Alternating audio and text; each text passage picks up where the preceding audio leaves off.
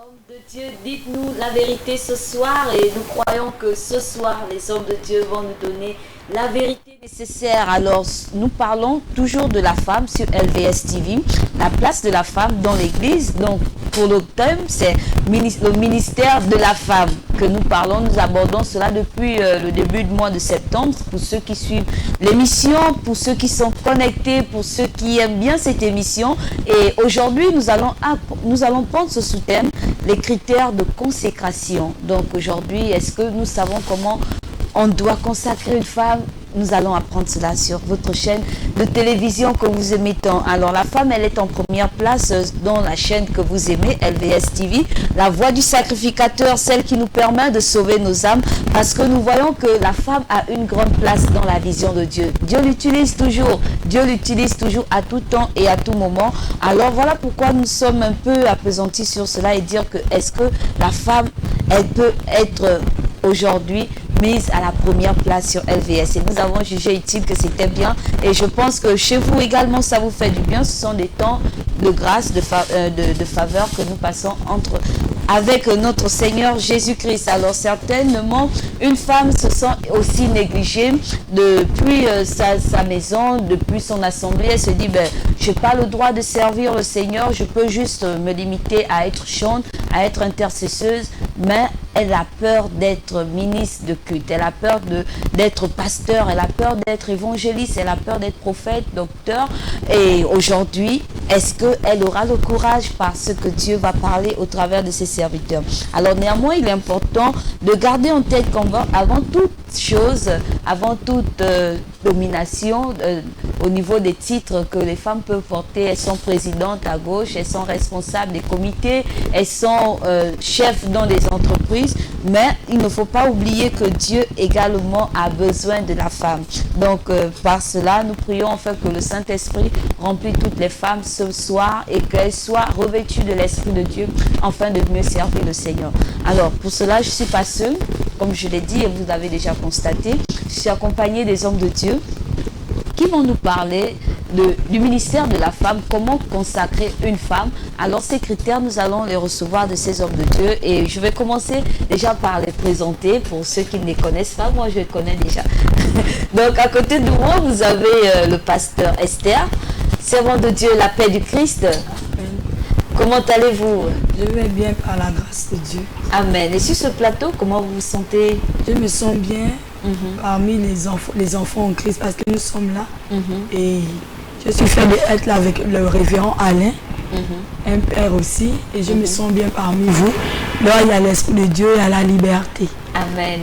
Alors, nous prenons souvent les nouvelles des assemblées. On cherche aussi à savoir, parce qu'il y a beaucoup qui ne vont pas à l'église et ils se disent que le pasteur Esther, elle revient de quelle église? Est-ce que le dimanche, là, ils ont même eu culte? De quoi ont-ils parlé? Alors, je reviens de l'église, la crainte de l'Éternel. Aujourd'hui, nous avons parlé de la femme à la perte de sang dans l'évangile Marc 5 à partir du verset 25. Donc là, comme il faut, une femme doit garder la foi face aux situations qui pourraient arriver dans la vie. Donc c'était vraiment un message qui m'a aussi fortifié. Gloire soit rendue à notre Dieu. Et nous bénissons notre Dieu parce qu'il nous fait grâce depuis que nous avons commencé avec ce thème-là, le ministère de la femme. Nous sommes toujours accompagnés d'une femme. Vraiment, c'est la gloire de Dieu. Et ce soir, je bénis encore le Saint-Esprit de Dieu qui nous soutient par-dessus tout. Et juste en face du pasteur Esther, vous avez le révérend Alain que vous connaissez déjà bien. Alors, homme de Dieu, la paix du Christ. La paix du Christ. Comment allez-vous encore ce soir? Jésus est vivant. Ma famille spirituelle comme biologique se porte bien et je bénis l'Éternel parce que c'est une grâce. Amen. Et au culte au RSC, on appelle ça communément le RSC ici à LVS. Pour ceux qui ne savent pas, c'est le royaume des sacrificateurs du Christ. Comment ça s'est passé aujourd'hui étant que nous sommes dimanche? Nous avons passé, pas comme d'habitude, mais nous avons passé dans la présence de Dieu, un culte conduit par l'Esprit de Dieu. Nous avons été enseignés sur la zone, on va dire, quelle est ta zone, quel est ton territoire de règne. Parce que chacun d'entre nous a, comme on le dit au quartier, que chacun de nous a son marigot. Oui. Chaque caïman a son marigot.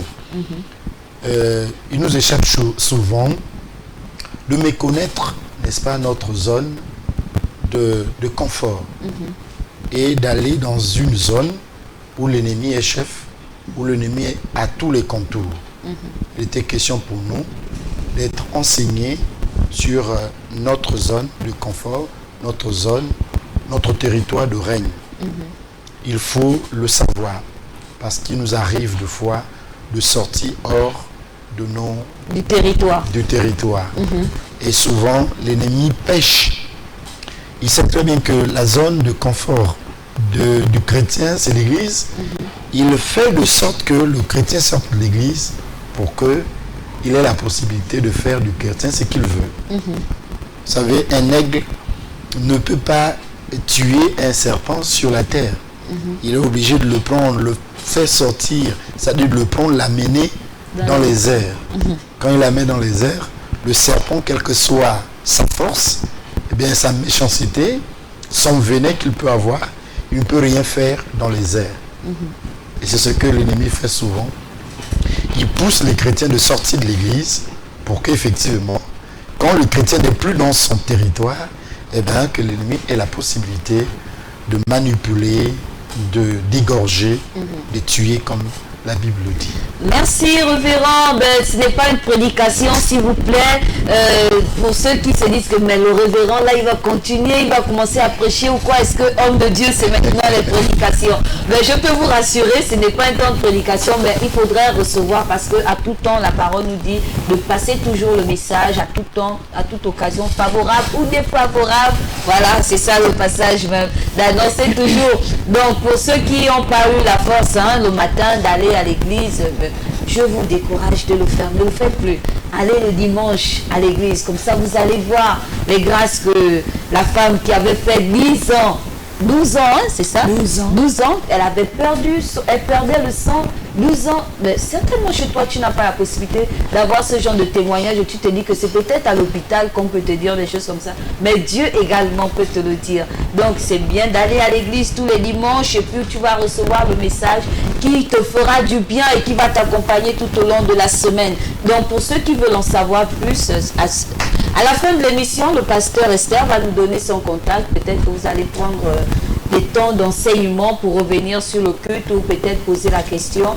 Et justement, le révérend Alain également pourra vous dire où est votre zone d'écoute, quelle est votre zone de territoire, Le territoire de règne. Le territoire de règne, voilà. Donc, il vous dira, il pourra vous en parler. Mais nous, sur ce plateau, nous allons parler du ministère de la femme. C'est le grand thème que nous avons depuis le début du mois de septembre. Et aujourd'hui, nous avons le sous-thème les critères de consécration. Les critères de consécration. Est-ce qu'on consacre qui veut? Est-ce qu'on consacre toute femme? Il suffit d'aller, nous savons que dans les plages, là, il y a beaucoup de femmes qui excusez-moi, qui traînent là. Dans les boîtes de nuit aussi, on va prendre une femme. Bon, comme on a besoin des équipements, on a besoin de personnes pour nous accompagner dans le ministère. Alors on prend qui on veut, les membres de sa famille, les neveux, les frères, tout. Est-ce que c'est possible avec le Seigneur? Est-ce que c'est comme une entreprise? Est-ce que... Donc, ce sont des questions que vous pourriez poser à travers le numéro qui s'affiche au bas de ce petit écran que vous suivez. Pour ceux qui suivent sur Facebook, parce que je rappelle déjà aux uns aux autres que nous sommes aussi sur Facebook en direct. Donc, vous pouvez nous suivre et poser vos questions et le révérend va vous répondre en direct sur Facebook. Donc, nous commençons par définir déjà la consécration, parce que peut-être que d'autres ont déjà, d'autres entendent le mot consécration. C'est la consécration de quoi? Est-ce qu'on peut déjà avoir la définition, pasteur Esther? C'est quoi une consécration? La consécration, c'est d'abord une appartenance de vie en Christ. La consécration, c'est être attaché à Dieu, vivre pour Christ. Parce que la vie que tu as maintenant, ce n'est plus ta vie. Mais tu vis maintenant selon l'orientation du Saint-Esprit. Donc la consécration, c'est une vie profonde, une plus d'intimité avec le Saint-Esprit, être attaché à Dieu, appartenir au Seigneur. Et donc vous, si vous avez été déjà consacré, vous appartenez à Dieu? Oui, j'appartiens à Dieu. Et cela depuis combien de temps? Je vais vous charger de plusieurs questions parce que vous êtes la femme sur ce plateau et puis le révérend viendra en appui parce que c'est aussi l'une des personnes qui consacre souvent des femmes et des hommes. J'ai accepté Christ en 2012. J'ai été consacré le 30 du 12e mois 2018. Oui. Ça. Donc ça fait quand même un bon bout de temps avec le Seigneur que vous avez la marche. Donc en 2008 que vous acceptez 2012. Le Seigneur. 2012 que vous acceptez le Seigneur. J'ai été consacré le 32e mois 2018. Alors là, ok, donc on va comprendre avec les critères comment ça s'était passé. Le révérend va nous donner aussi une définition de la consécration, parce que beaucoup se posent la question de quelle consécration s'agit-il. Bon, la consécration, comme déjà la servante l'Éternel venait de dire, c'est l'action de se consacrer, n'est-ce pas, à la chose de Dieu, ou si vous voulez, à Dieu lui-même. La consécration, c'est l'action par laquelle, n'est-ce pas, l'homme ou la femme qui a reçu un appel et qui a une vocation, n'est-ce pas, de Dieu, et qui décide de se consacrer, comme le mot le dit, désormais à l'œuvre du Seigneur, désormais à la vie chrétienne, désormais la personne se met à la disposition totale de Dieu. Ce que nous appelons aussi la consécration. Ça peut être également une cérémonie au cours de laquelle on recommande la personne désormais à rentrer pleinement, n'est-ce pas, dans son service. Donc voilà ce que nous pouvons dire ici de la consécration. Alors, est-ce que, puisqu'on parle de consacrer à Dieu, est-ce que c'est la personne qui se dit, se lève un matin et dit que je me consacre au Seigneur, j'ai accepté le Seigneur en 2012 et puis maintenant ma vie est à lui et puis ça fait de moi une prophétesse, une servante de Dieu ou... Qui consacre alors? La vie chrétienne, ou on va dire l'œuvre de Dieu, est remplie de, on va dire, des rites. Tout ce qui est religion, et je vais parler ici du christianisme, on n'a que des rituels et rituels, des rites et rites. Vous voulez marcher avec Dieu, vous voulez accepter Jésus-Christ, il faut passer par le baptême. Là, c'est un rituel. Vous voulez montrer votre attachement et votre fidélité à Dieu, il faut passer par le sacrement de la Sainte Seine. C'est encore un autre rituel. Et donc, vous voulez servir Dieu, mais il faut un rituel qui atteste, qui prouve devant témoins que vous avez été consacré et vous avez décidé désormais de marcher avec Dieu. Donc, la vie chrétienne en elle-même est une vie remplie, plein de symboles, plein de rituels, et chaque rituel a une signification profonde. Donc, lors de la consécration, c'est un engagement, non seulement de la personne, mais une officialisation, n'est-ce pas, du service de la personne. Voici ce qu'on peut dire. Vous n'avez pas dit que le pasteur garde la parole. Garde la parole. Oui, pasteur. Ah, là, je suis avec des pasteurs. Je n'ai même pas réalisé. Je ne sais pas si vous avez constaté comme moi. Il y a pasteur Esther et pasteur Alain. Donc là, c'est vraiment un bon duo. Et puis, on va recevoir beaucoup de choses. Et pasteur, qui consacre alors? Premièrement, la personne qui consacre, c'est le Seigneur lui-même. Comme nous pouvons encore parler, la consécration, c'est un engagement. On ne peut pas juste seulement se lever pour dire qu'on va te consacrer. Et la consécration nécessite aussi une certaine responsabilité, une certaine maturité. Ce n'est pas tout le monde qu'on consacre. Et je veux encore ajouter que d'abord, la consécration, c'est une grâce. Premièrement, là, c'est le Seigneur lui-même qui te consacre. Parce qu'on peut te consacrer, mais si toi-même tu n'es pas d'abord attaché à Dieu, la consécration, elle se vit, c'est la réalité. Donc, tu peux être aussi à côté d'un mentor. Au canal du Saint-Esprit, au canal du mentor, le Saint-Esprit peut te transmettre, peut t'imposer les mains, te consacrer. Donc, la consécration se fait dans plusieurs domaines. Oui. Et dans votre cas, qui vous avez consacré? C'était Dieu lui-même qui est venu et puis vous a consacré? Non, ce n'est pas Dieu lui-même qui est venu, mais il m'a consacré au travers de sa servante, apôtre Pierre. On lui disait que j'ai accepté le Seigneur en 2012. c'était pas facile. Quand tu donnes d'abord Dieu, avant d'être ton, il faut d'abord que tu aies un amour d'abord propre pour Dieu. Parce qu'il faut d'abord aimer Dieu, d'abord faire la volonté de Dieu. Parce que lorsque tu aimes Dieu, après arrive la consécration. Parce que tu dois d'abord t'attacher à cet homme, t'attacher à lui. Donc je me suis attaché à Dieu, je me suis donné pour vivre à Dieu, abandonner le monde, abandonner le péché. Parce que quand tu vis une vie de consécration, tu abandonnes toutes choses, tu abandonnes tes passions, tes désirs. Mais tu vis maintenant selon les désirs du Saint-Esprit. Et quels sont les critères, révérend Alain, puisque vous dites sur ce plateau que la femme a le temps, que pour consacrer une personne, il faudrait que la personne donne déjà sa vie au Seigneur, qu'elle soit baptisée et qu'elle prenne une décision. Ça vient déjà de la volonté personnelle.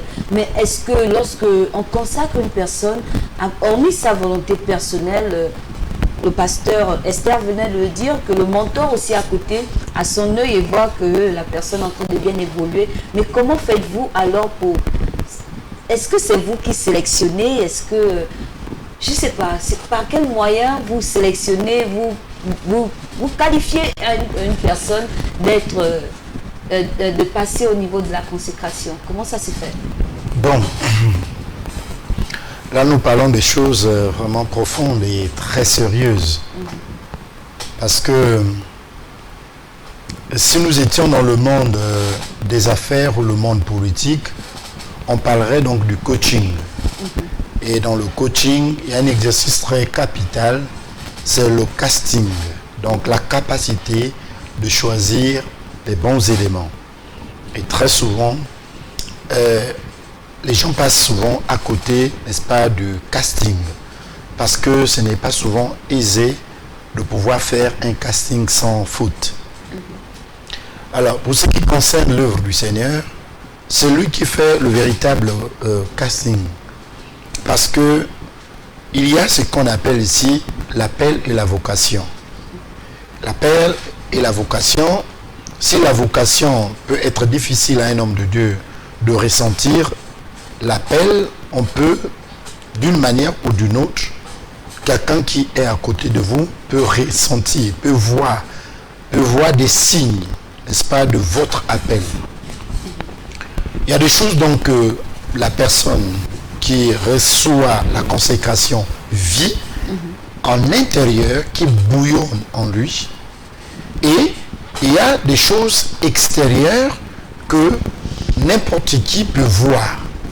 Il y a également des choses aussi que l'esprit, des informations que l'esprit apporte à la personne. N'est-ce pas? On va prendre un exemple très simple dans la Bible. Nous avons deux serviteurs, un Élie et un Élisée. C'est vrai, ils ont travaillé ensemble. Mais on va voir la persistance, l'attachement que Élisée avait envers, n'est-ce pas, Élie. Jusqu'à ce que, au dernier moment, que Élie se rend compte que la personne est vraiment attachée et décidée. Parce qu'il n'était pas le seul, n'est-ce pas, serviteur ou disciple. Mais on a vu l'attachement, la détermination, le zèle qu'avait Élisée au point où Élie lui a donné le double, n'est-ce pas, de sa portion. Donc c'est d'abord question d'engagement. Et cet engagement se fait ressentir. Et, comme je le disais, il y a des informations que l'homme de Dieu reçoit de l'Esprit de Dieu. Il y a des informations que l'homme de Dieu peut poser, demander à Dieu, pour dire, est-ce vrai, je peux consacrer la servante Esther? Est-ce vrai? Et il y a des signes. C'est pas quand tu demandes à Dieu, il y a des signes, il y a des indications que l'Esprit montre à l'homme de Dieu pour pouvoir certifier ou attester le choix. Donc c'est pas souvent difficile, facile, oui. Mais c'est difficile, très difficile. Parce que si vous faites... Vous faites passer comment? Est-ce que c'est un temps fortuit? L'œil d'observation se fait pendant combien de temps? Il y a le témoignage. Je vous ai dit que c'est beaucoup d'éléments qui rentrent en jeu. C'est pas un choix, on va dire, hasardeux. C'est quelque chose préparé. On ne doit pas le faire, le fait qu'on a observé la personne 2-3 semaines ou 2-3 mois. Il faut du temps pour ne pas qu'on soit trompé par les apparences. Parce qu'on peut être trompé par les apparences. Et là, on fait du mauvais choix. Et donc, on peut se laisser tromper par ces apparences. Donc, pour éviter tout cela, il faut passer du temps dans la prière. En même temps, sonder l'esprit. Parce que nous ne travaillons pas par notre propre chef. La grâce que nous avons, c'est que nous avons quelqu'un qui nous donne les informations précises. Celui qui nous donne ces informations précises, c'est l'Esprit du Seigneur, le Saint-Esprit. Esther, comment ça s'était passé? Quels sont les critères en fait que vous pouvez avoir aujourd'hui et dire à une personne que les critères de consécration, il faudra avoir ci, il faudra avoir ça, sinon non. Critères de consécration. Premier critère, d'abord l'amour. Deuxième critère, né de nouveau. Être à l'écoute de la voix de l'esprit, être obéissant, être dans la sanctification, vivre une intimité profonde avec le Saint-Esprit. Quand je parle d'amour, on doit d'abord aimer Dieu. Pour vivre de consécration, tu as besoin de cet amour, savoir qui tu sais, savoir pour qui tu te consacres, pour qui tu t'attaches, pour qui tu te donnes. Parce que c'est plus ta vie que tu vis, maintenant c'est la vie en Christ qui demeure en toi. Et naître nouveau, pourquoi? Parce qu'au niveau du comportement, au niveau des attitudes, ton attitude et ton comportement doit totalement refléter la gloire de Dieu. Parce que lorsqu'on parle de consécration, que les choses que tu avais l'habitude de faire, tu abandonnes, tu deviens une nouvelle créature. Et quand on parle de nouvelle créature, on parle de nouveau homme, l'homme qui désire quoi? L'homme intérieur. Parce que comme tu vas encore dire, les apparences sont trompeuses. Seul le Saint-Esprit, parce que les hommes regardent ceux qui frappent au corps, mais lui regarde ceux qui frappent dans le cœur. Donc c'est notre cœur qui doit refléter la gloire de Dieu. On doit naître de nouveau, se donner totalement à Dieu, vivre dans la prière, vivre dans le jeûne, être à l'écoute du Saint-Esprit, accepter d'abord la volonté du Seigneur. Et pour votre cas, comment ça s'était passé puisque vous êtes nouvellement consacré? Comment ça s'était passé? Est-ce que vous avez reçu un appel? Est-ce que c'est peut-être votre mentor qui a jugé utile de vous consacrer? Et c'était pour quel besoin? Pour quelle fin? C'était pourquoi? J'ai reçu un appel et quand je pouvais dire, depuis 2012 j'étais là, et comme pour la consécration c'est la passion, on prend d'abord observer le Seigneur, et quand tu veux au Seigneur, c'est pas du jour au lendemain que tu vas changer. Il y a assez, mais parce qu'il faut d'abord, on t'apprend d'abord à aimer Dieu. Et quand tu te mets maintenant à Dieu, au fur et à mesure, le Saint-Esprit te transforme, parce que c'est la parole, le Saint-Esprit qui transforme. Et le jour qu'on m'a consacré, bien avant, le Seigneur a parlé de cela. Il a touché son nom, il a parlé, il a visité son nom. Et pour moi, c'était encore, juste pour dire, comment dirais-je, c'était une bonne occasion pour moi. Pourquoi? Parce que dans mes prédictions, je veux vraiment totalement m'attacher à toi. Et au fur et à mesure que je m'attachais à Dieu, il y a beaucoup de choses qui changeaient au-dedans de moi. Pourquoi? D'abord, la compagnie. Même à la maison, mais pourquoi ceci? Pourquoi tu te donnes à sérieux? Pourquoi? Et moi, je te dis déjà, pour avancer, il ne faut pas te fier au jugement des hommes. Pour avancer, il faut être sur quoi? Pourquoi Dieu t'appelle? Quel est l'objectif que Dieu veut créer avec toi? Parce que l'amour des hommes, si on se fie aux hommes, on ne peut pas avancer avec Dieu. Et tu vois, quand tu te donnes totalement à Dieu, il y a le jugement parfois par la famille, parfois par l'entourage. Et ne pas te décourager, parce qu'une femme vraiment qui veut servir Dieu, c'est une femme courageuse, une femme déterminée à aller jusqu'au bout avec le Seigneur. Donc je suis allée jusqu'au bout avec le Seigneur. Il y avait les bons comme les mauvais moments, mais je me suis toujours accrochée à ce Dieu. Et jusqu'à aujourd'hui, je le rends grâce parce que sa grâce me suffit et son amour également me suffit. Alors, la grâce suffit et l'amour suffit, dit le pasteur Esther. Est-ce que lorsque on accepte le Seigneur et qu'on se consacre, comme l'a dit la servante de Dieu, oui c'est vrai qu'on dit aussi la pasteur, la servante de Dieu pouvait le dire, et à partir de là, lorsque la personne sans ce zèle-là veut se donner à Dieu, est-ce que automatiquement on voit déjà le ministère dans lequel la personne peut servir? Je vous ai dit que c'est un exercice très délicat. Et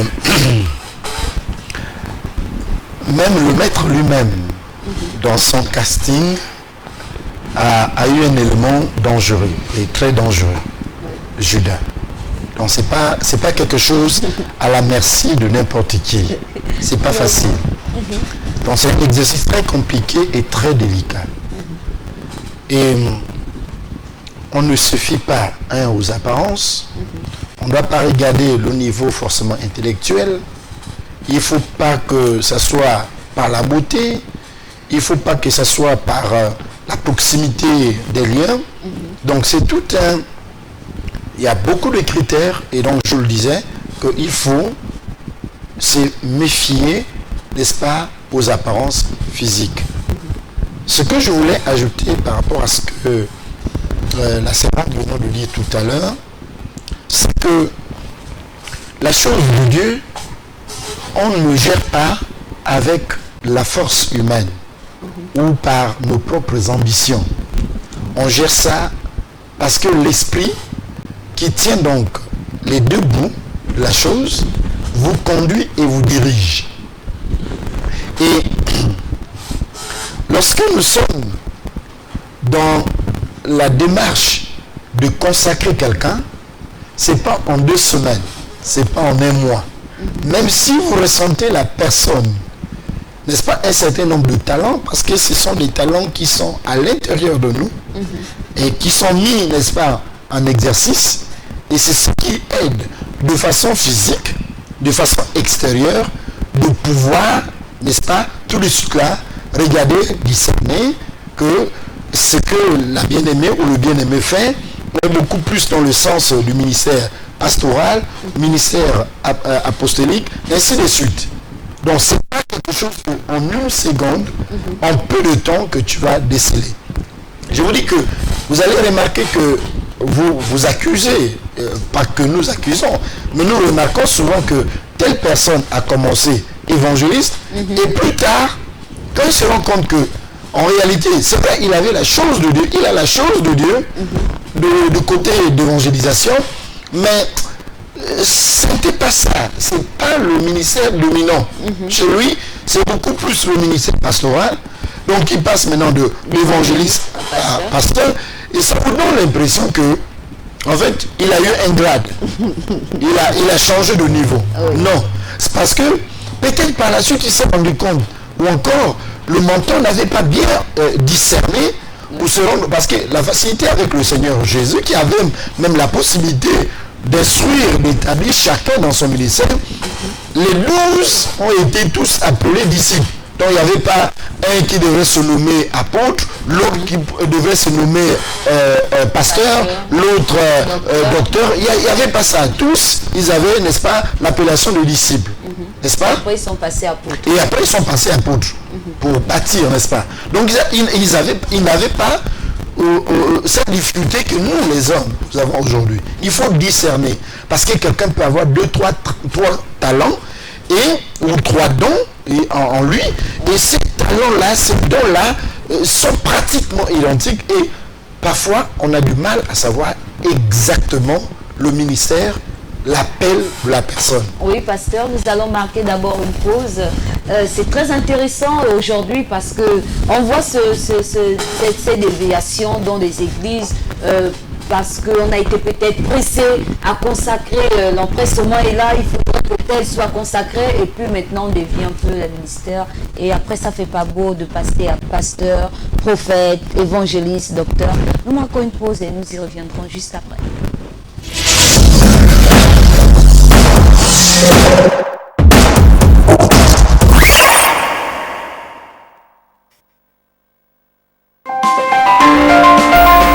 Vous êtes sur LVS.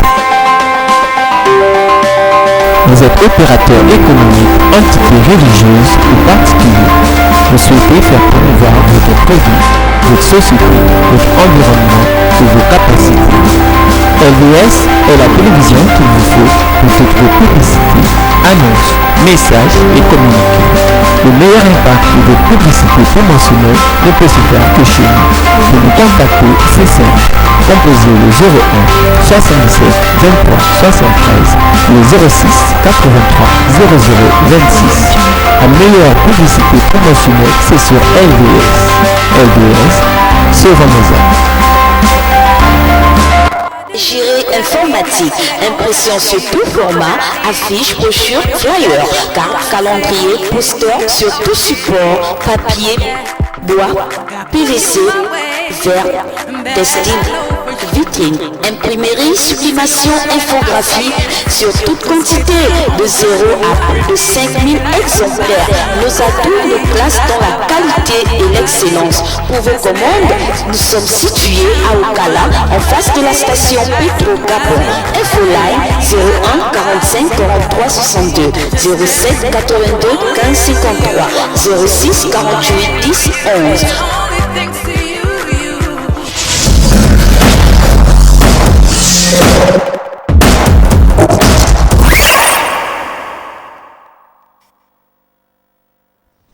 La voix du sacrificateur est là pour parler des femmes ce soir et nous sommes à l'émission Hommes de Dieu, dites-nous la vérité, où sont passés les hommes de Dieu, pour ceux qui disent que la femme ne doit pas prêcher, pour ceux qui disent que la femme, aujourd'hui on consacre un peu les femmes parce qu'elles sont remplies dans les assemblées. Vous avez vos questions et celles également qui brûlent le désir de servir le Seigneur. Vous avez également la possibilité de poser vos questions aux hommes de Dieu qui sont sur ce plateau et puis ensemble nous allons faire la gloire de Dieu. Alors rappelez juste les numéros de téléphone. Vous pouvez nous appeler au 06 14 55 34 06 14 55 34. À partir de ce numéro, appelez et vous serez en direct. Nous allons répondre à vos questions. Donc nous étions à la phase de critères de consécration. Nous sommes vraiment attardés sur ça. C'est très important d'ailleurs. Là, nous allons avancer. Peut-être que vous avez pas bien saisi, vous aurez l'opportunité d'appeler si jamais le besoin se fait ressentir au niveau de critères. Donc, nous allons passer maintenant à cette question-là qui est vraiment tabou. Parce que beaucoup se posent la question aujourd'hui, est-ce que c'est possible qu'une femme soit consacrée pasteur? Est-ce qu'une femme doit être consacrée pasteur? Qu'est-ce qu'il y a dans ce ministère de pastoral, ce ministère pastoral? Est-ce qu'une femme doit être consacrée pasteur? Déjà, elle est pasteur, hein, peut-être qu'elle va prendre position tout de suite et dire que mais moi je suis pasteur, je suis une femme, donc c'est possible. Vous dire alors, comment ça s'est fait? Comment ça a été possible? Donc, quand je dis d'abord, la consécration d'abord ne dépend pas des hommes, mais ça dépend du Seigneur. Et c'est le Seigneur qui appelle. Lorsque le Seigneur t'appelle, c'est le pourri qui t'appelle. Et le pasteur, c'est quoi? Le pasteur qui veille sur les âmes, qui prend ces âmes égarées. Pourquoi? Parce que c'est aussi qui vit. Parce que le pasteur doit aussi montrer l'exemple. Il doit être aussi un modèle. Parce qu'on ne peut pas être seulement pasteur pour le plaisir d'être pasteur. Pasteur, ce n'est pas un titre. Pasteur, ce n'est pas une position, mais pasteur, c'est un homme, une femme auquel le Seigneur met au service de son peuple. C'est-à-dire qu'il y a des personnes qui sont là, lorsque le pasteur vient, c'est pour encadrer ces personnes, c'est pour leur amener sur la voie à suivre. C'est pour leur montrer que Jésus leur vient, parce qu'il y a beaucoup de personnes, comme l'homme de Dieu pouvait dire, d'autres personnes viennent, après la personne va sortir de l'église.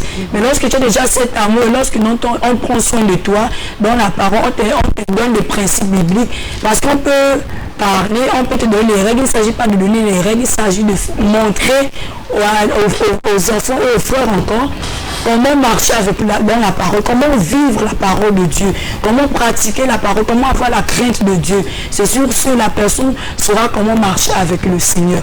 Donc un pasteur, c'est celui-là qui prend soin de la brebis perdue, la brebis égarée, qui la ramène dans la présence de Dieu, qui l'encadre, qui l'éduque au travers de la parole de Dieu. Donc pour vous, ça a été possible parce que vous faites alors tout ce que vous citez là. Vous encadrez, vous ramenez les brebis. Oui. Les jeunes, quand j'enseigne aussi la jeunesse aussi avec les jeunes, dans les jeunes, je ne veux pas beaucoup de choses du Seigneur. Beaucoup. Pourquoi? Je prends toujours mon exemple. Je prends toujours mes exemples et je crois beaucoup de jeunes vraiment qui ont changé, qui se sont vraiment attachés à Dieu. Tout ça juste par le Saint-Esprit, juste la capacité de le faire. Révérend Alain, est-ce possible qu'une femme soit établie pasteur? Oui, bien sûr.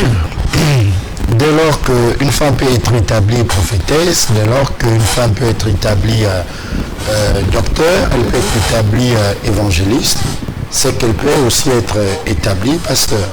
C'est possible. Vous allez me dire, mais où est dans la Bible est-ce qui est possible?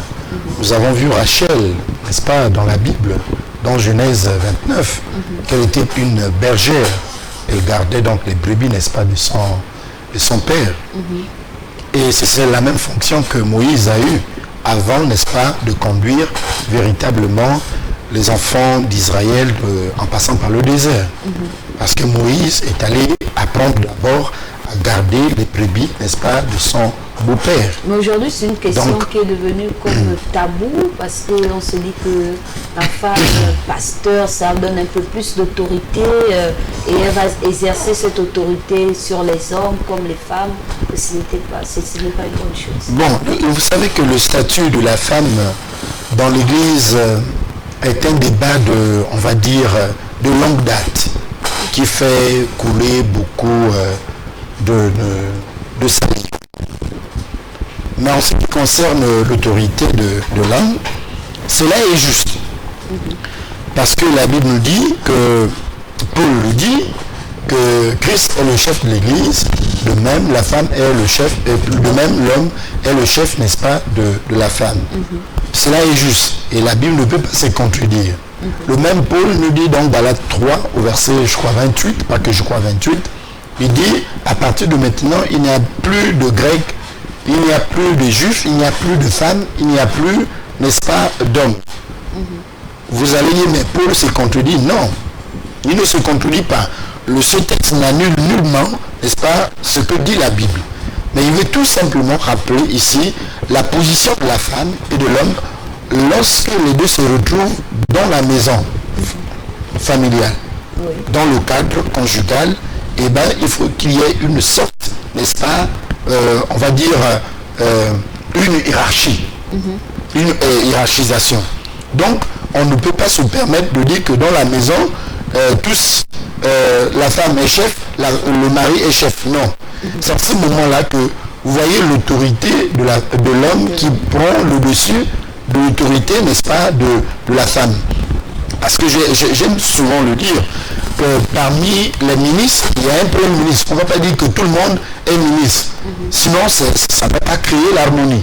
Il faut qu'il y ait parmi, n'est-ce pas, les ministres, qu'il y ait un premier ministre. Donc c'est comme un peu dans la maison. C'est vrai, on est tous égaux, mais parmi les deux, il y a un qui a le dessus, n'est-ce pas, par rapport à l'autre. Ça, c'est ce qui concerne l'autorité. Au niveau, n'est-ce pas, des rôles, on va dire, conjugaux.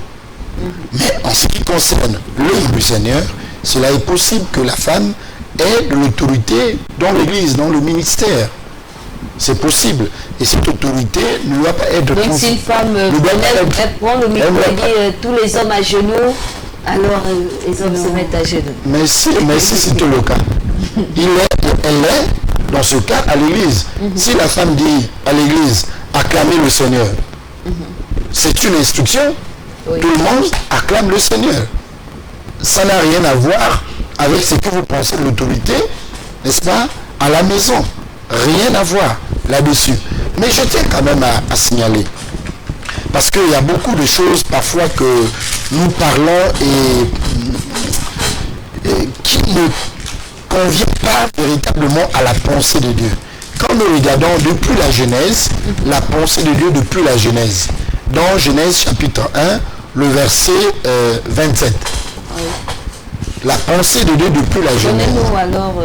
Genèse chapitre 1, le verset 27 nous dit quoi? Dieu créa l'homme à son image, il le créa à l'image de Dieu, il créa l'homme et la femme. L'homme et la femme pas en tant qu'être physique, mais en tant qu'être spirituel. Et ensuite le verset 28 dit quoi?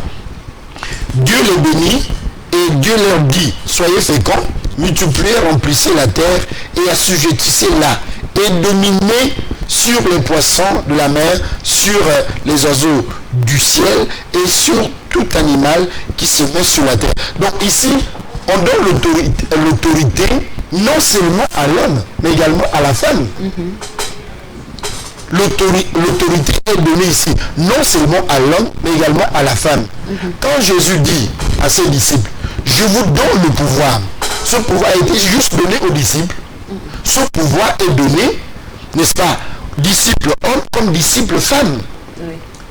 Le pouvoir, c'est quoi? C'est l'autorité. Mais dire que la femme ne doit pas avoir autorité sur la femme lorsqu'elle est dans son ministère, c'est souvent, à mon niveau, une mauvaise interprétation des Écritures. Et au niveau des autres ministères, comment fait-on alors pour établir une femme évangéliste, une femme docteur, prophétesse et apôtre? Comment ça se passe? C'est comme on pouvait dire, dans la Bible, appelle là, on va dire, une femme va être, voilà les fonctions de la femme, voilà les fonctions de l'homme. Tous les dons, c'est Dieu qui positionne. C'est-à-dire, si je dis que c'est toi ou tu es pasteur, il sait le pourquoi il t'a appelé. Si c'est toi qui es prophétesse, il sait le pourquoi il t'a appelé. Il y a beaucoup de personnes qui disent, non, une femme ne peut pas être prophétesse, une femme ne peut pas être pasteur, une femme ne peut pas être ceci. Mais lorsque le Saint-Esprit t'appelle, il dit, je mettrai mon esprit sur toute chair. C'est-à-dire, même un enfant de Dieu, on peut parler de la part de l'Éternel. Et lorsque le Seigneur te donne un mandat, le Seigneur t'équipe.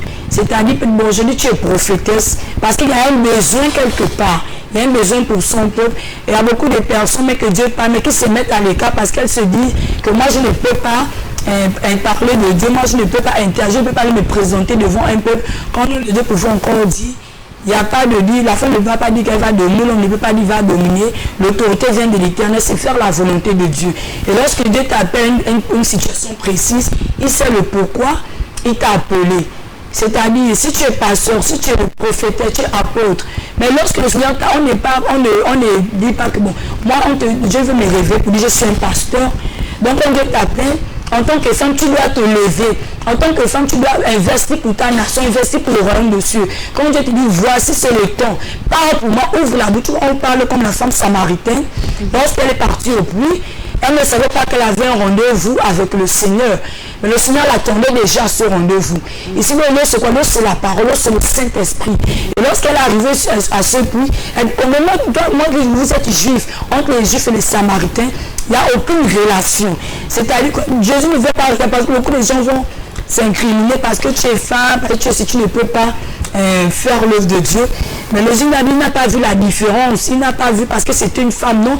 Il a donné cette parce qu'elle avait soif et elle n'avait pas encore reçu Jésus-Christ dans sa vie. Et lorsque tu reçois Jésus dans ta vie, il y a beaucoup de choses qui se passent dedans de toi. Et lorsqu'elle a cru à la parole, elle a dit que ce que lui a dit c'était vrai. Parce que lorsqu'il a parlé des choses de sa vie, elle a reconnu, elle a prouvé que ce que le Seigneur a dit, c'est vrai parce qu'aucun homme ne l'avait dit. Et lorsqu'elle est partie, elle a annoncé la bonne nouvelle. La bonne nouvelle, c'est pas son propre témoignage qu'elle a vécu avec le Seigneur. Venez, il y a un homme qui a parlé de ma vie. Et lorsque les autres n'ont fait que cru, pourquoi? Parce que c'était maintenant un modèle, devenu un modèle, un exemple pour les autres femmes. Donc c'est que toi, tu es femme qui est assise, lorsque le Seigneur t'appelle, laisse-toi tout simplement, œuvre dans la maison de Dieu, œuvre pour le service du Seigneur. Parce que lorsque Dieu t'appelle, que tu sois homme, que tu sois femme, tu fais tout simplement la volonté du Seigneur. Donc, je voulais revenir sur l'autorité de la femme dont il est question. Oui, pasteur. Je dis ceci, Dieu ne change pas. Il n'a pas l'intention de changer un jour. Il a donné effectivement l'autorité à la femme et à l'homme.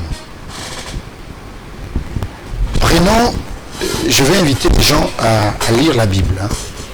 Sauf si je me trompe, vous allez vous rendre compte que si on rentre dans le débat de l'autorité, dans la chose spirituelle, on risquera de disqualifier l'homme. Sur le plan humain, sur le plan, on va dire, sur le plan du foyer conjugal, l'homme a pleinement de l'autorité parce que elle, la femme, est tirée, n'est-ce pas, de la côte de l'homme. Mais sur le plan spirituel, parce que nous prions Dieu sur la dimension spirituelle. Oui. Nous servons Dieu sur la dimension spirituelle. Nous sommes ses serviteurs, pas parce que nous avons la chair, mais parce que son esprit nous a qualifiés à être son serviteur et ses serviteurs. Amen. Que dit la Bible dans Genèse au chapitre 3 au verset 14, au verset 15. Je vais lire au verset 15. Il dit ceci. Il dit donc, il dit à la femme, je mettrai l'inimitié entre toi, donc il dit au serpent, il dit, je mettrai l'inimitié entre toi et la femme, entre ta postérité et sa postérité. Celle-ci t'écrasera la tête et tu lui blesseras le talon. Qui écrase la tête du serpent? L'autorité a été donnée à qui? À la femme. Parce que Dieu s'adresse au serpent. Il dit, désormais, la femme que tu as séduit, elle va écraser ta tête. Elle et sa postérité. L'autorité est donnée ici à la femme. Femme, désormais tu écrases le serpent. Ta postérité également va écraser le serpent. Mais à quel moment on parle ici de l'homme? Mais nous savons ici que la postérité de la femme, c'est l'homme et la femme. Oui. Donc le pouvoir, l'autorité n'a pas été donné expressement seulement à l'homme. C'est limité Dieu. Dieu nous a créés tous, hommes comme femmes, à son image et à sa ressemblance. Il n'a pas été dit que la femme a été créée à la ressemblance de l'homme.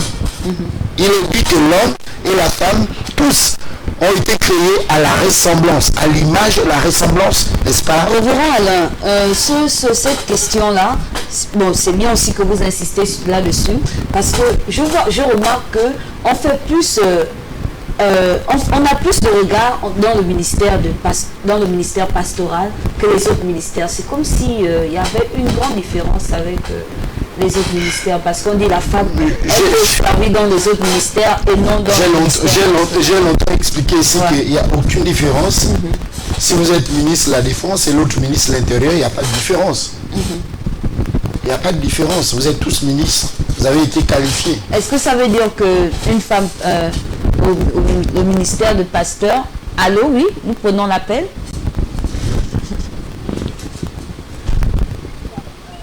Allô? Allô, vous êtes sur LVS, vous pouvez parler. Il est parti.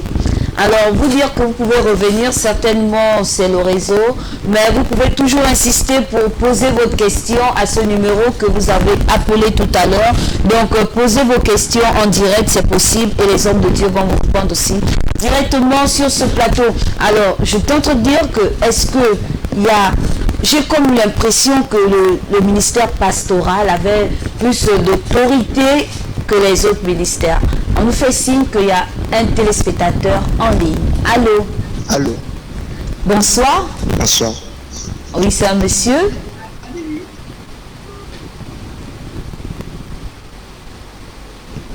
Mais peut-être que c'était juste un bonsoir. Nous recevons alors ce bonsoir. Merci encore de nous adresser des salutations. Nous vous bénissons, vous qui saluez toute l'équipe d'LVS et tous ceux qui sont sur ce plateau. Vraiment, recevez aussi nos salutations. Que Dieu vous bénisse. Maintenant, si c'est une question, vous pouvez toujours revenir et poser votre question. Sinon, il y a la page Facebook par laquelle vous pouvez aussi poser des questions. Donc, pasteur, je suis en train de dire que est-ce que le ministère, c'est vrai que vous avez dit que tout est pareil, il n'y a rien à voir entre un ministre de la Défense et un ministre de l'Économie, donc tous sont ministres. Mais au niveau des 5 ministères, aujourd'hui, qui posent un problème pour moi, parce que d'autres se disent que être quand même pasteur, c'est un grand chemin, c'est un grand domaine, c'est très vaste parce qu'il faut entretenir, n'importe qui ne peut pas entretenir une âme, ne peut pas ramener l'âme dans la bergerie, ne peut pas encadrer, mais n'importe qui peut être évangéliste, n'importe qui peut enseigner, n'importe qui peut prophétiser, mais le ministère pastoral a comme une lourde charge. Est-ce que vous voyez un peu cette différence? Peut-être nous dire, vous qui êtes pasteur, Esther. Comme je pouvais dire que pasteur, prophétesse, apôtre, on a de mêmes charges avec le Seigneur. Un téléspectateur, là je ne sais plus pour le bonsoir. Allô? Allô? Bonsoir, vous êtes sur LVS en direct, vous pouvez poser votre question. Bonsoir. Allô, bonsoir. Bonsoir. Allô, bonsoir.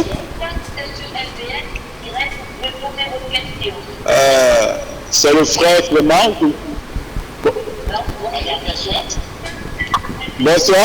Bonsoir, prophète Clément. Oui, je voulais juste savoir comment vivre une vie de consécration.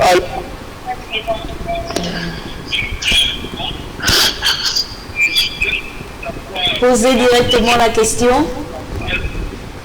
Allô? Oui. Comment vivre une vie de consécration et comment savoir... Allô? Allô? Bonsoir. Bonsoir. Éloignez-vous du poste récepteur et comme ça vous allez bien nous recevoir.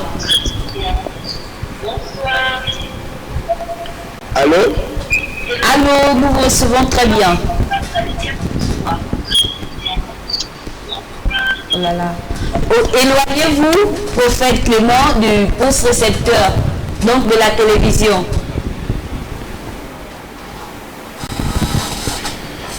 Ok, on n'a pas saisi la question. Nous allons continuer notre débat, certainement. Il va nous rappeler. Bon, mais écoutez, la responsabilité pastorale est telle qu'il faut veiller sur les brebis. Or, vous savez que naturellement, la femme a déjà ses prédispositions. Parce que c'est elle qui est la mère et qui connaît les caprices, n'est-ce pas, des enfants. Donc, même humainement parlant, je ne trouve pas d'inconvénient. Parce que elle a déjà ses prédispositions tout à fait naturelles en tant que mère. Spirituellement, comme je le disais, que c'est pas magie et c'est pas première. Je vous ai dit, Moïse, avant d'être un grand conducteur d'un peuple aussi rebelle comme le peuple d'Israël, est passé par la garde, n'est-ce pas, des brebis. Il fut berger. Et la Bible nous dit expressement dans le livre de Genèse au chapitre 29, le verset 9, que Rachel était bergère. Elle gardait le troupeau de son père. Donc c'était une responsabilité. Nous avons vu, n'est-ce pas, que David était berger. Il gardait les brebis. C'est la raison pour laquelle on dit que David était en même temps un roi et en même temps un sacrificateur. Il est dit sacrificateur parce que lui, il gardait, n'est-ce pas, les brebis de son père. Contrairement à d'autres rois qui n'étaient pas, n'est-ce pas, sacrificateurs. Donc, nous voyons ici que la femme a la capacité de garder, n'est-ce pas, un troupeau.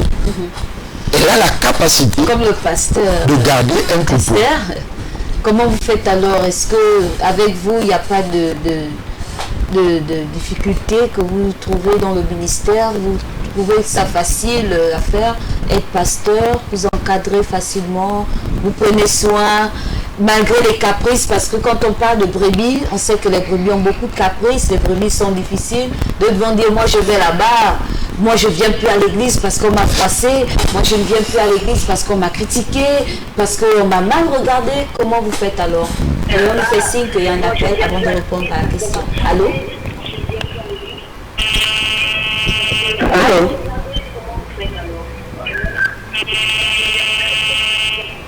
Allô? Allô?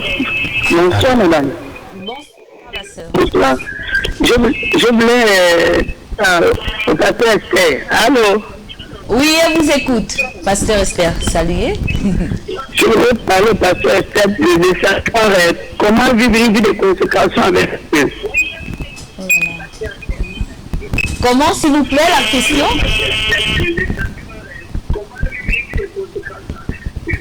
Allô? Reprenez, s'il vous plaît, la question. Comment vivre une vie de consécration avec l'Éternel? Comment vivre la consécration avec l'Éternel? Ok, la question est orientée vers le pasteur Esther et elle va vous répondre vivement sur ce plateau. Comment vivre la consécration avec l'Éternel? Pour vivre la consécration à l'Éternel, c'est le jour que toi tu vas apprendre à vivre pour Christ et abandonner ta vie, abandonner tes principes à toi-même, abandonner le monde et te dire que non, tu dois totalement te donner à Dieu, parce que la vie de consécration, ça demande plus de volonté et plus de maturité, de responsabilité. Donc, pour cette consécration, être attaché à Dieu, avoir une vie profonde avec Dieu, le travail se fera d'abord au-dedans de toi. Toi-même, tu dois prendre une bonne décision à servir Dieu et à marcher avec Dieu.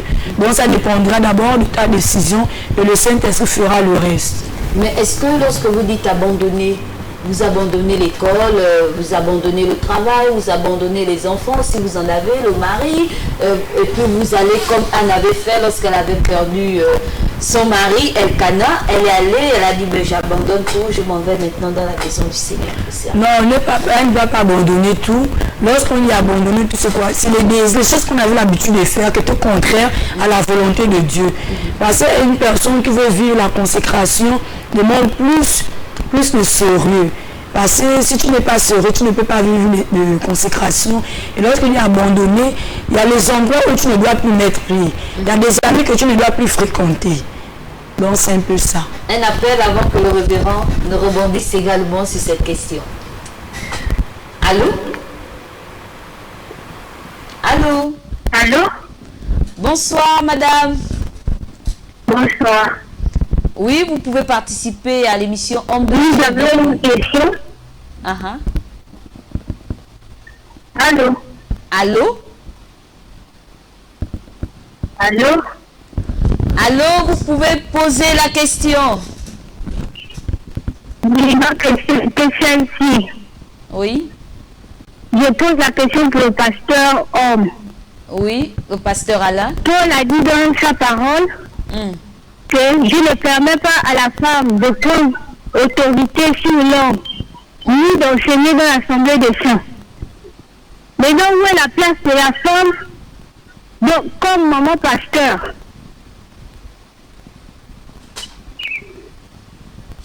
Oui, c'est tout.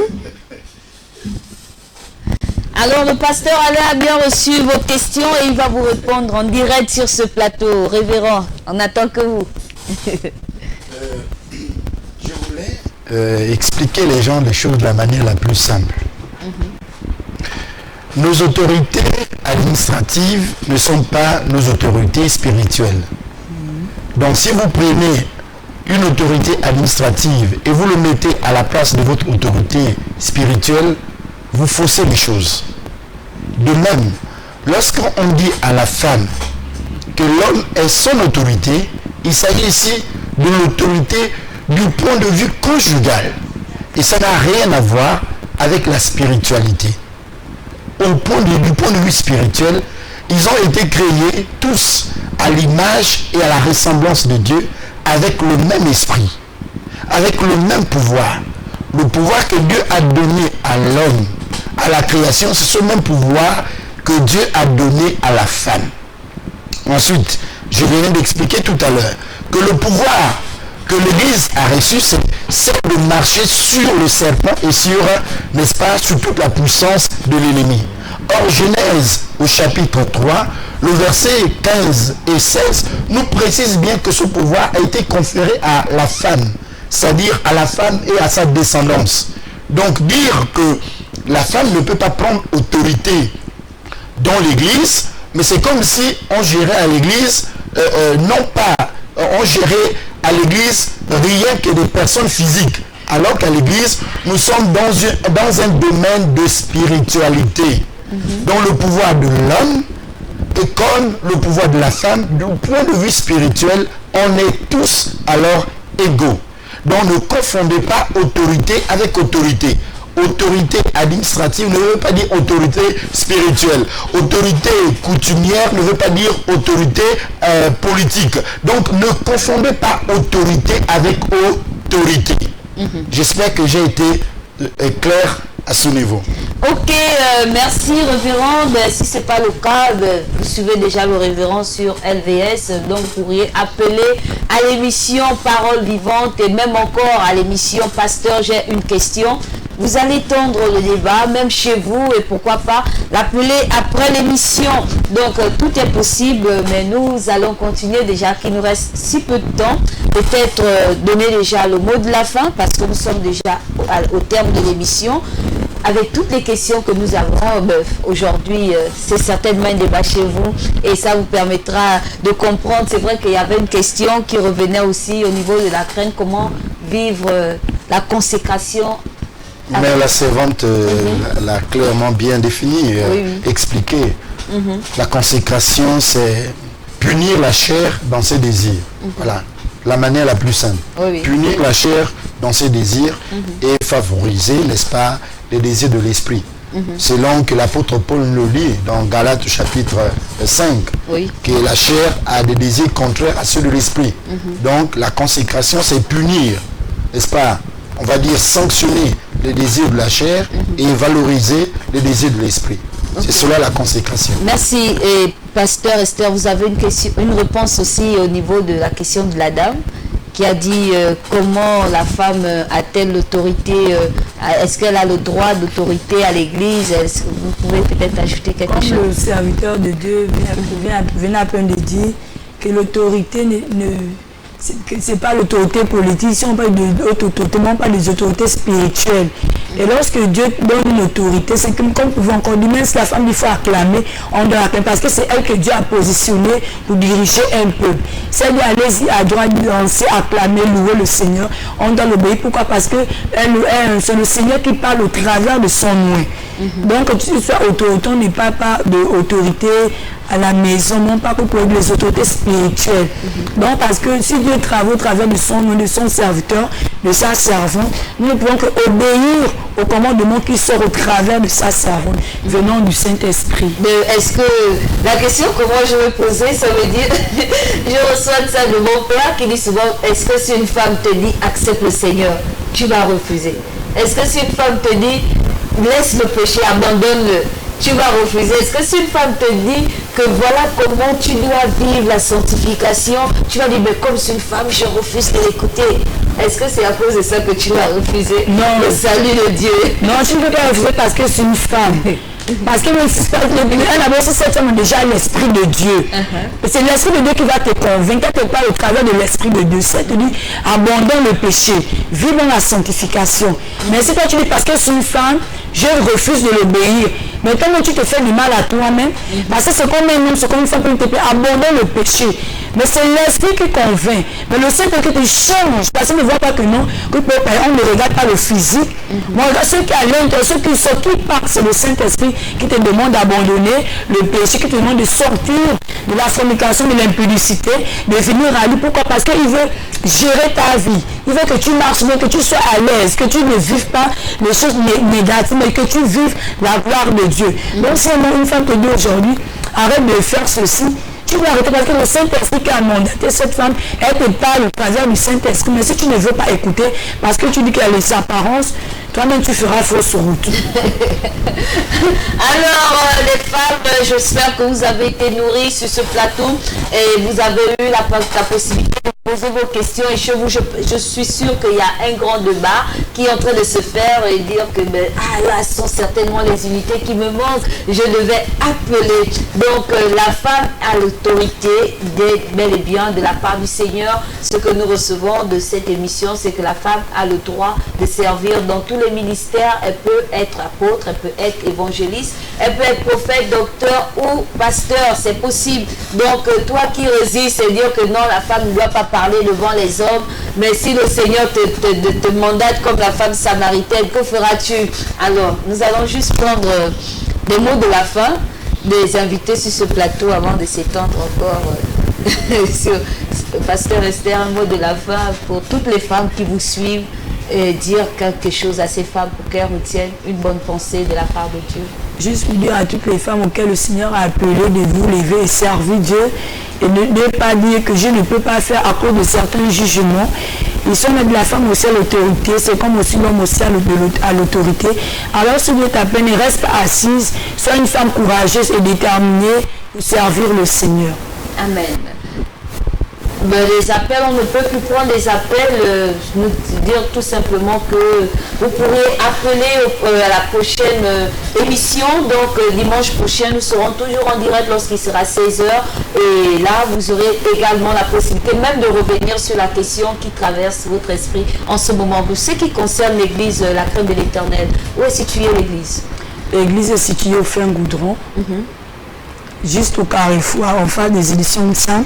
Oui. À la planca Miracle Divin, la crainte de l'Éternel. Oui. Et les contacts, si jamais... 02 oui. 30 69 11.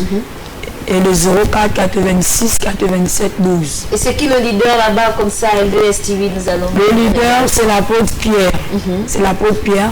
C'est un moment vraiment que le Seigneur utilise puissamment. Je lui bénis ce soir, je lui salue également. Ok, l'apôtre Pierre, recevez les bénédictions de LVS TV. Là où vous suivez en ce moment, que Dieu vous bénisse, qu'il vous remplisse davantage pour continuer l'œuvre du Seigneur avec beaucoup de crainte, comme le dit la domination de votre assemblée. Alors, révérend Alain, un mot de la fin pour l'émission, pour toutes les femmes surtout. Un mot de la fin. Jésus lui-même a dit à ses disciples que la moisson est grande et il y a peu d'ouvriers. Aujourd'hui, nous voyons que l'ennemi a mis en place un système pour vouloir disqualifier un certain nombre de disciples, un certain nombre des ouvriers que le Seigneur a envoyés dans sa moisson. Et parmi alors ces personnes déterminées pour décider ou qualifier par le Seigneur que les hommes veulent ou l'ennemi veut disqualifier, décourager. Et ici, nous voyons ici la femme. Et je voulais donc dire à cette femme qui ressent son appel, qui ressent sa vocation, de ne pas abandonner, de ne pas dire que, écoute, le ministère de la femme n'existe pas dans la Bible. Non, le pouvoir a été donné à la femme. Et je tiens à dire, par la même occasion, que la femme est mieux que l'homme. Et si quelqu'un veut comprendre, je l'expliquerai un jour. Parce que la femme, au moins, lui, elle a été trompée par le serpent. Mais l'homme n'a pas été trompé. L'homme a mangé délibérément alors le fruit. Que Dieu vous bénisse et qu'il bénisse les téléspectateurs de LVS.